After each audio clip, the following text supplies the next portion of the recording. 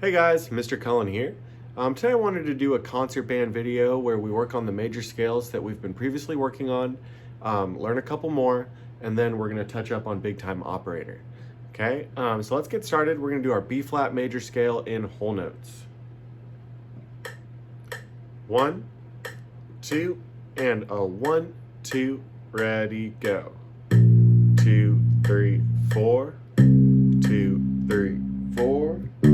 2, 3, 4, 2, 3, 4, 2, 3, 4, 2, 3, 4, 3, 4, 2, 3, 4, 2, 3, 4, 2, 3, 4, 2, 3, 4, 2, 3, 4, 2, 3, 4. 3, 4. Very good. Okay, after the B flat scale, let's do the E flat scale. Okay, so 1, 2, and a 1, 2, ready, go. 2, 3, 4, 2, 3, 4, 2, 3, 4, 3, 4, 3, 4, 2, 3, 4, 2, 3, 4. Ready, go. 3, 4. 3, 4. 2, 3, 4.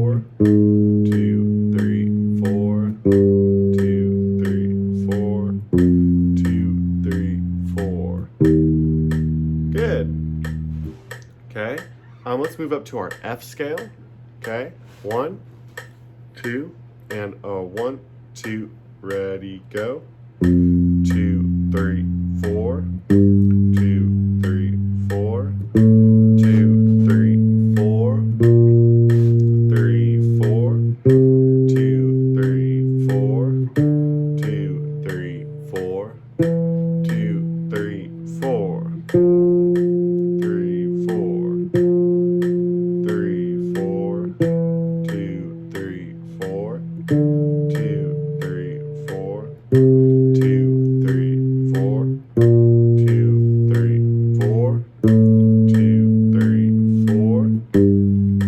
3, 4. Very good. The C scale. Okay, 1, 2, ready, go. 2, 3, 4. 2, 3, 4. 3, 4. 3, 4. 2, 3, 4. 2, 3, 4. 2, 3, 4. 3, 4. 3, 4. 2, 3, 4. 2, 3, 4. 3, 4. 2, 3, 4. 2, 3, 4. 2, 3, 4. Good. Let's move over to the A flat major scale. Okay, and a 1, 2, and a 1, 2, ready, go. 2, 3, 4. 2, 3, 4. 3, 4. 2, 3, 4. 2, 3, 4. 2, 3, 4. 3, 4. 2, 3, 4. 2, 3, 4. 3, 4. 2, 3, 4. 2, 3, 4. 2, 3, 4. 3, 4. 2, 3, 4. Good. And the last of the 6 we've already previously done is the A scale. Okay, 1, 2, ready, go. 2, 3, 4. 2, 3, 4. 2, 3, 4. 2, 3, 4. 2, 3, 4. 2, 3, 4. 3, 4. 2, 3, 4.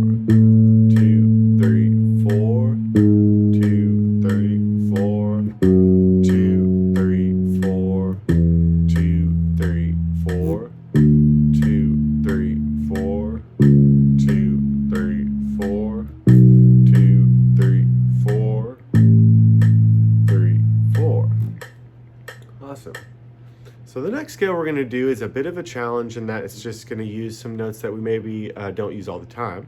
But we're actually going to do our D flat major scale. Okay, so if you play flute, trombone, or bass, that's going to be D flat, E flat, F, G flat, A flat, B flat, C, D flat. Okay, if you were playing the D major scale, you'd have F sharp and C sharp. So this basically takes everything down so that now you have everything flat except for C and F. Once again, those notes are going to be D flat, E flat, F, G flat, A flat, B flat, C, D flat. Okay? If you play trumpet, okay, clarinet, or tenor saxophone, you're going to be playing the E flat major scale. It's going to be E flat, F, G, A flat, B flat, C, D, E flat. Remember to write these down, guys. So you have E flat, F, G, A flat, B flat, C, D, E flat. Now, if you're playing the alto saxophone, you're going to be playing the B flat scale. So you only have two accidentals for this scale. It's going to be B flat, C, D, E flat, F, G, A, B flat. So my flutes and clarinets, or my flutes and trombones and basses, you have the most flats. You have 6, okay? I mean 5, but you have the D flat up top too. You have 5 flats in this scale, and then if you play trumpet, you have 3, and if you play saxophone, you have 2. Okay, so here's our D flat major scale. Okay, I'm going to slow back my metronome a little bit, just so we have some more time to think about these. It's our D flat scale, and a 1, 2, ready, go. 2, 3, 4. 2, 3, 4. 2, 3, 4. 2, 3, 4. 2, 3, 4. 2, 3, 4. 3, 4. 2, 3, 4. 3, 4. 2, 3, 4. 2, 3, 4. 2, 3, 4. 3, 4. 2, 3, 4. 2, 3, 4. Good. Let's try that again. I know sometimes that first run through can be a little bit difficult when you're trying to read all these flats. A couple things I recommend doing is one, practicing with a tuner. Okay, some of these notes we're not too familiar with playing constantly, so just knowing where your pitch tendencies tend to lie would be really good. So get a tuner. You can get one for free on the App Store. Another thing I recommend doing is having a fingering chart out. Okay, so in your beginner band book from Beginning Band, if you still have that, on the very last page, there is a fingering chart that tells you how to play all your notes, or the positions of all your notes, whatever you're doing. Okay, if you need one, you can find one online pretty easily, but if you need one, you can send me an email and I can get you a fingering chart. Okay, let's do that D flat major scale one more time. Okay, 1, 2, and a 1, 2, ready, go. 2, 3, 4. 2, 3, 4. 2, 3, 4. 2, 3, 4. 2, 3, 4. 2, 3, 4. 3, 4. 2, 3, 4. 2, 3, 4. 2, 3, 4. 2, 3, 4. 2, 3, 4. 2, 3, 4. 2, 3, 4. 3, 4. Very good. Let's try it in quarter notes. Okay, 1, 2, ready, go.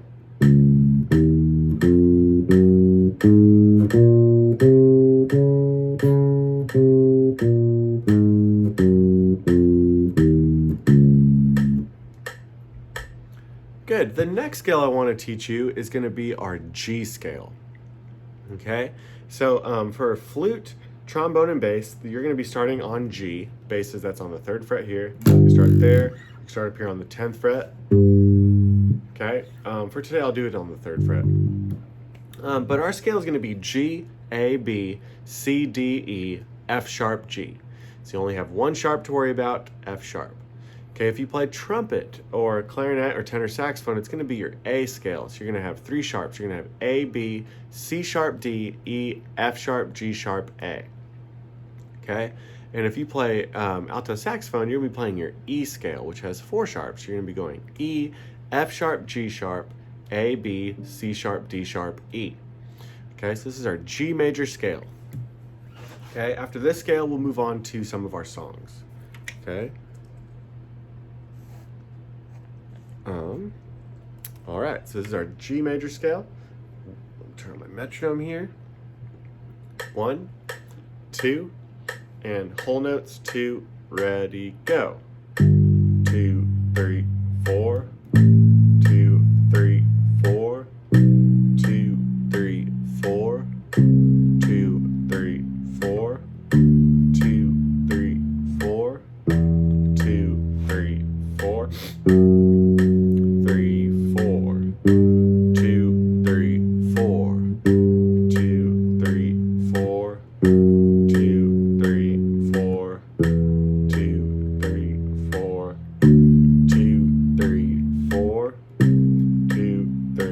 4.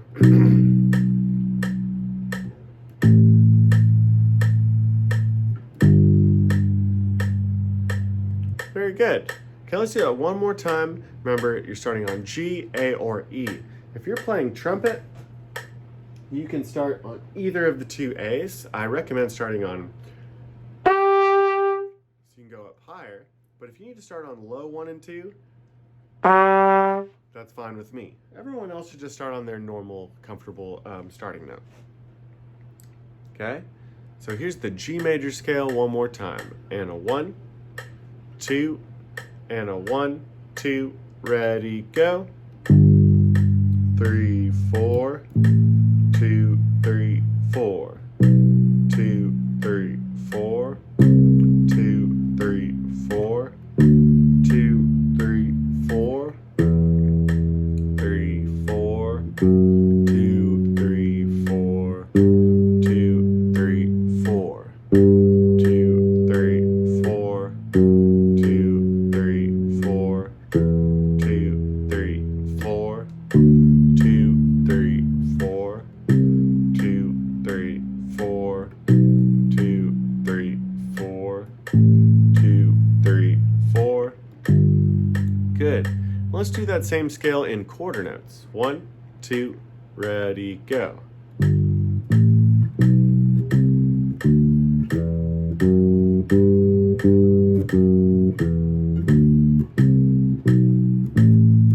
Again, 2, ready, go.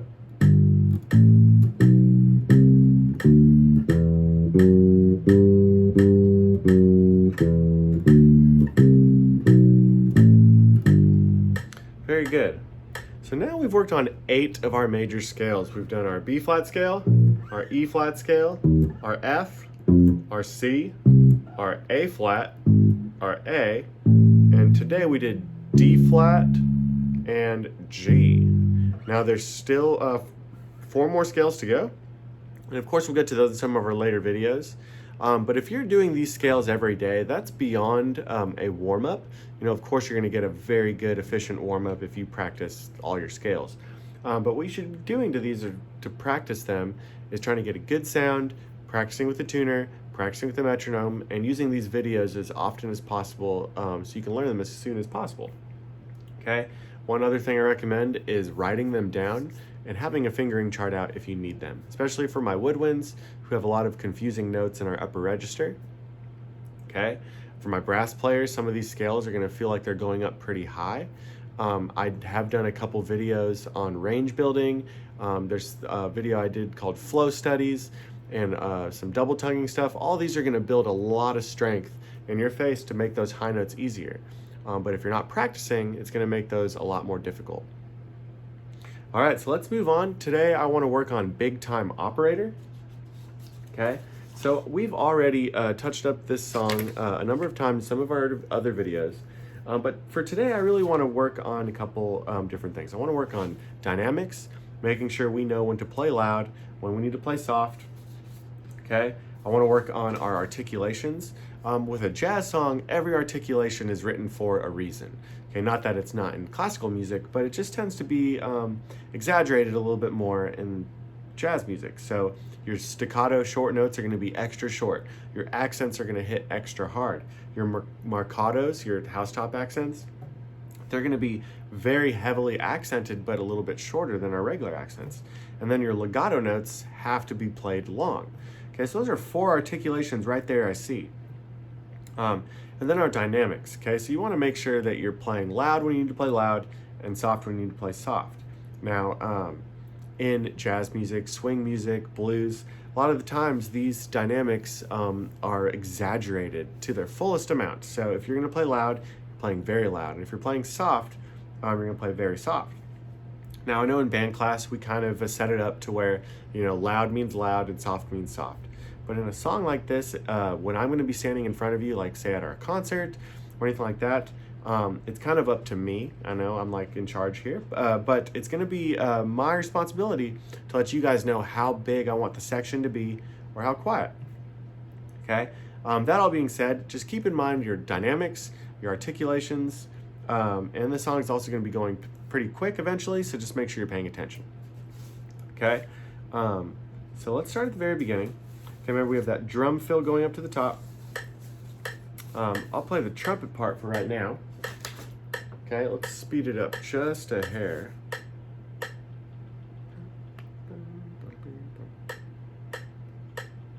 About 104. Okay, here's from the top. 1, 2, 1, 2, top, go. 1, 2, 3.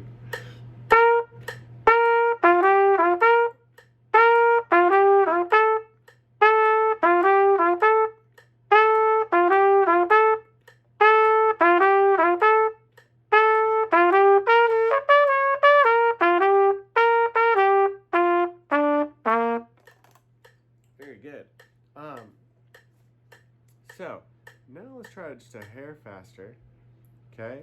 And just kind of see how those articulations are going to fly by. Remember, you want to hit all your staccatos and all your accents, okay? And make sure you bring out those slurs as well. So this is probably a little bit more up to tempo. Okay, 1, 2, from the top, 2, ready, go. 1, 2, 3.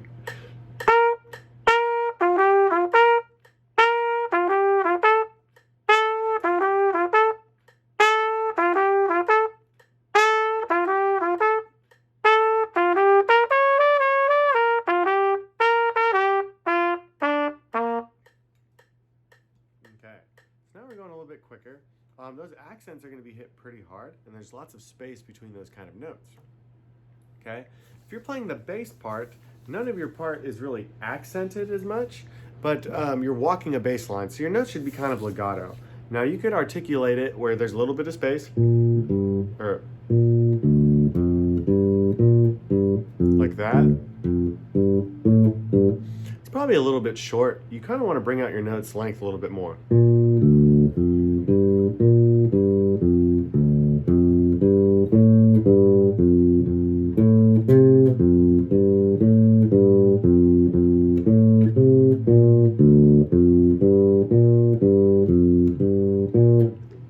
Okay, so let's start at measure 1 again.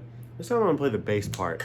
Okay, so I want you guys to hear how the bass part fits into your part, whether you have bop, bop, bop, da. If you're one of my background part players right there, my clarinet and my saxophone, just make sure you're holding that out full value. Dot, da, dot, dot. It goes all the way to the next beat, so you don't really have time to breathe between the measure there. You want to find another time to breathe during the rest. Okay, here's the top. 1, 2, drums first. 1, 2, ready, go. 1, 2, ready, go.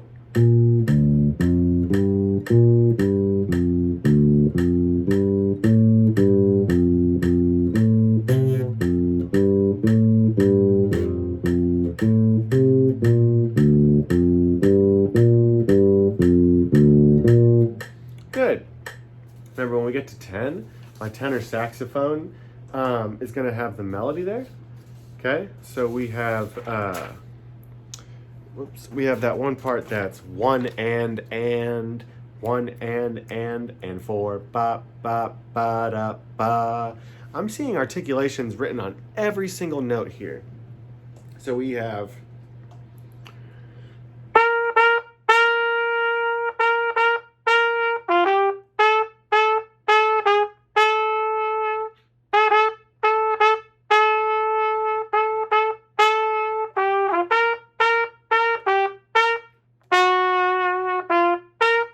remember, everyone has that chord right there. Okay, and that's going to be on beat 2, right before measure 18. Okay, so let's start at measure 10. Okay, I'm going to play the bass line again, but I wanted you to focus on how your part fits over my part, and just really bring out those articulations, okay? Here's measure 10. 1, 2, a 10, 2, ready, go.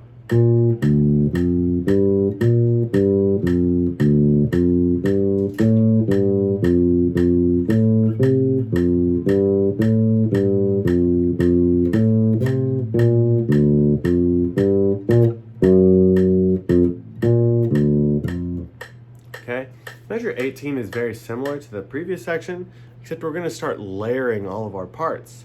So I still have the saxophone, the tenor saxophone playing that melody, but we have some backgrounds. We have flutes going 1, bop, ba, da, a 1, bop, ba, da, or 1, bop, bop, bop, boo, da. Notice how those articulations are written. You have staccato, then legato, then another staccato. So you're going to go.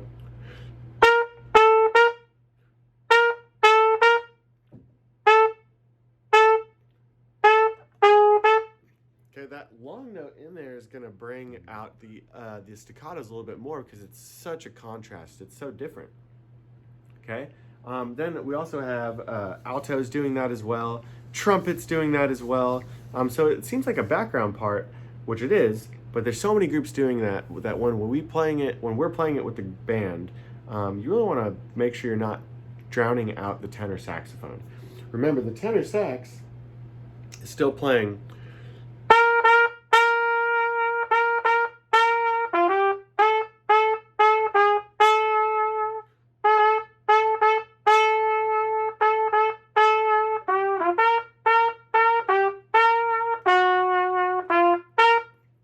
Bring out those articulations. Measure 18. 1, 2, a 1, 2, ready, go.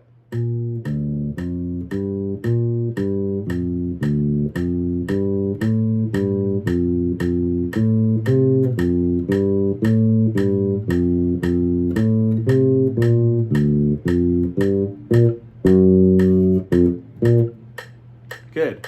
When we get to 26, we do have some new parts. So if you play tenor saxophone, which is the melody on most of this, you're going.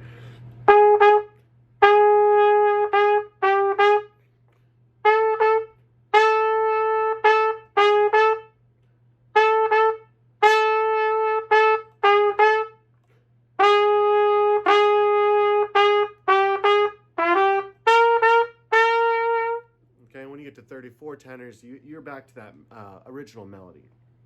Okay, but 26. So if you play saxophone, you have 1, 2, 3, 4, a 1, 2, 3, and 4, 1, 2, 3, 4, 1, 2, 3, and 4, 1, 2, 3, 4, 1, 2, 3, and 4, 1, 2, 3, 4, 1, 2, and.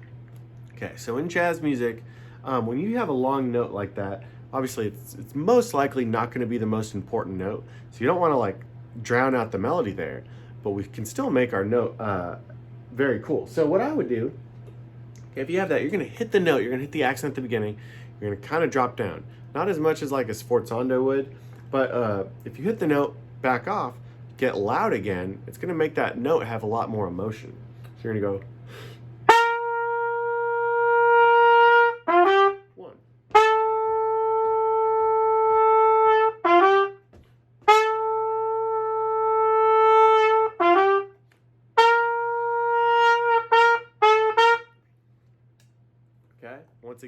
bass line is the same, but we're not doing that one.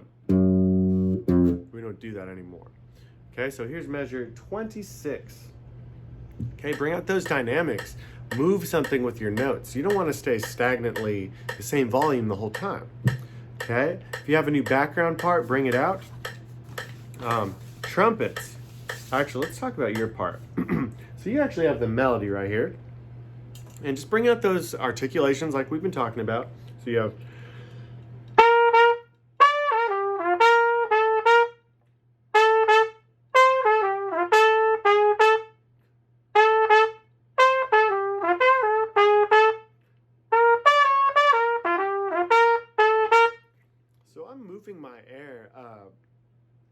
I'm moving my air for those accents a lot faster than I am when I'm just playing, kind of the same volume.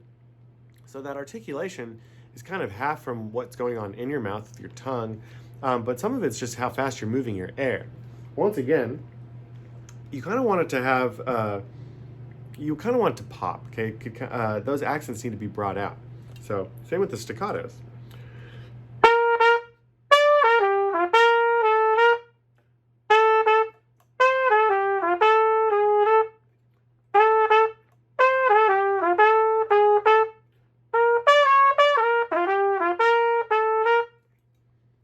So here's measure 26. If you have any of those parts we just worked on, just be really mindful of those articulations. And if you play bass, just keep it the same. All right, so here's 26. Okay.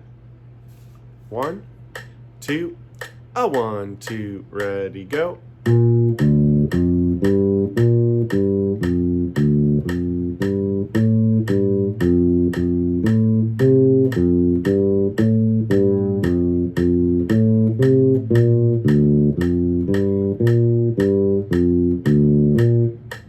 Good. When you get to 34, we're basically repeating one of our previous sections. It's just a little bit extended. There's going to be a little bit of a drum fill right before 46, and pretty much it's just pretty much the same. So 34, we have those 1, bop, ba, da. Those backgrounds are coming back. That's what we had at 18. We have the tenor sax on the melody. We have flutes doing a kind of a new rhythm. We go 1, 2, 3, and 1, 2, and.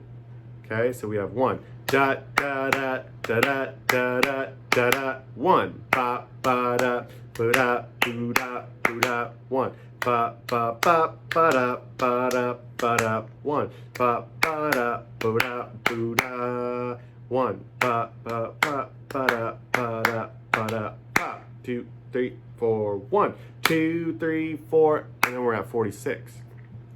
So let's try and measure 34. And see how far we can get. Let's get all the way to 46. Okay, if you have some rest in there, make sure to count. 34. 1, 2, ready, go.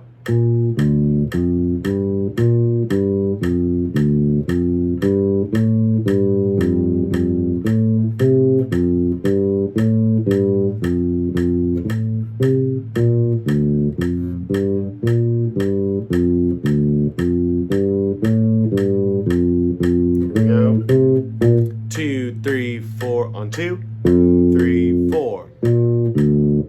Repeat.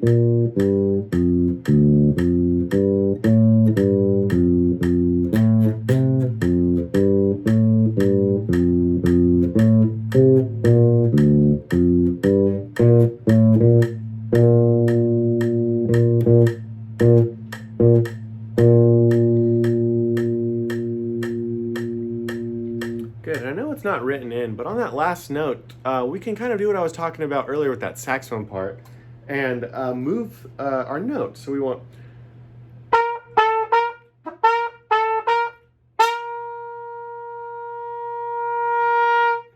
get a bit louder. Okay, let's do the last 6 measures of the song, and then we're done. So count back 1, 2, 3, 4, 5, 6. We all play this hit together. Just make sure you cut off your note at the right time and move your note at the end. Just get a little bit louder after you drop down. Okay, here's the last 6 measures. 1, 2, 1, 2, 3, 4. 1, 2.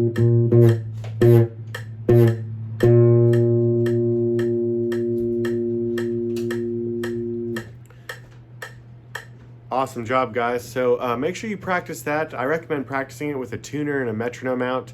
Like you've noticed in my videos, I practice everything I do with a metronome. It's going to make sure that you end up playing with really good rhythm eventually. And then practicing with a tuner is going to just let you know where those pitch tendencies lie, so you know if you're playing in tune all the time. Okay, we have 8 major scales that we've been working on now, and we're going to start some other ones very soon. So just make sure you're ready for that, and I look forward to seeing you guys soon. Keep up the practicing. Bye, guys.